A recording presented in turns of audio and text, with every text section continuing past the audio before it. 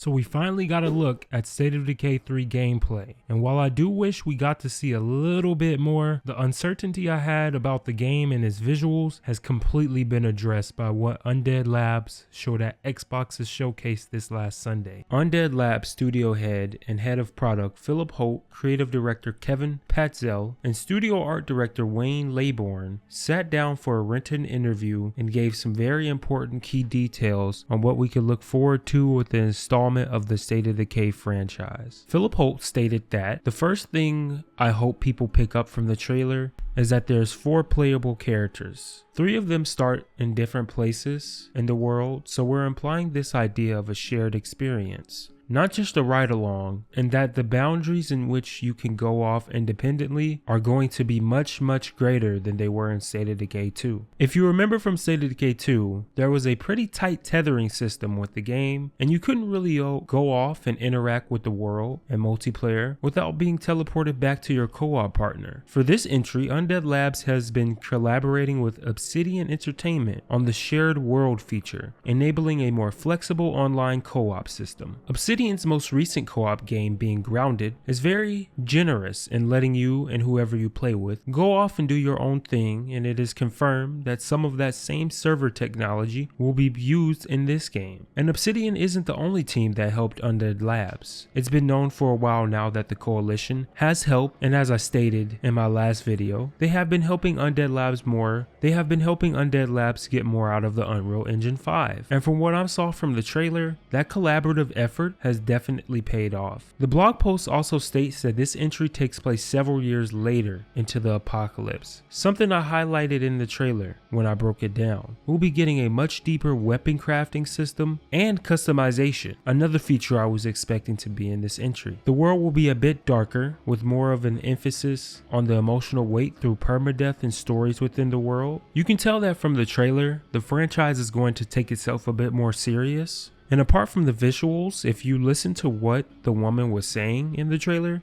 it really seems like Undead Labs is going to focus more on the story with the game and that the game is telling, and letting you, the player, through your interaction with the world, craft additional narratives around said story. Now, the highlights I had for the trailer in particular were: the scene then transitions to a car driving down the road, and just by looking at the forest surrounding the car, the game does look beautiful. And something I immediately noticed in this shot is that we see a smoke cloud off in the distance, giving off some sort of orange hue. I also noticed that later on in the trailer, we don't see any blood plague. I'm not doubting that they're in the game. I'm fairly certain that system will make its return, but I did notice that in the trailer, all of the zombies that were taken out or that were being fought had orange eye. In the next scene, we then see the same car, and it's definitely been modified for the apocalypse. This could be Undead Labs hinting at some sort of deeper car customization in this entry. I remember in State of Decay 2, you could get a kit that upgrades your vehicle, but there really wasn't any choice in how those modifications look. So hopefully we get a bit more player choice in this game.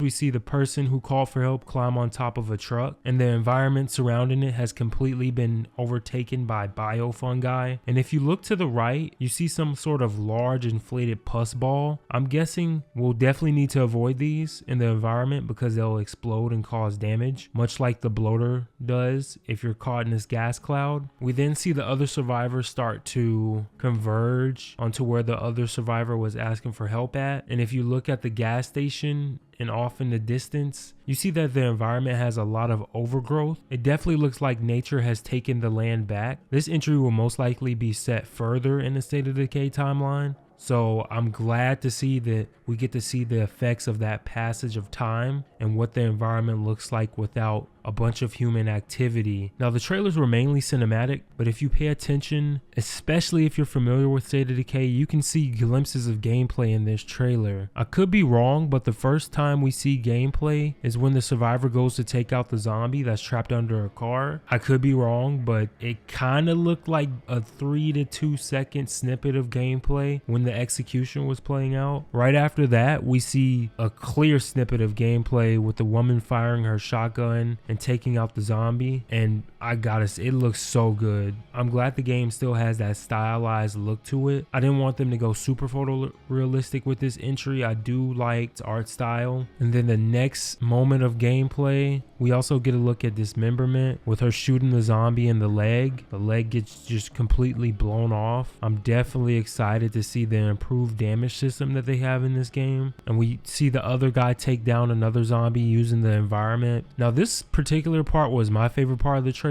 The woman on top of the truck shooting her rifle, and we just see her take one zombie out. Boom, the camera pans, she headshots another one, and then the camera switches over to the other girl and she takes out some zombies, and it's clearly gameplay. Like, it looks so good. And then we get a look at the screamer. Holy crap, the screamer is terrifying. We see its lungs expand, and right before I can get the scream out, it gets headshotted. Then we can see the permadeath system in play with the first survivor we saw getting killed. She tries to save him, but it's too late. He's gone. And we notice how she takes a keychain of a dinosaur off of his body. Of course, you'll be able to retrieve your loot. I don't know if that's Undead Labs alluding to that, or they might be alluding to something deeper. Maybe with the characters you lose, you can get maybe some sort of momentum off of them, and that'll play a role in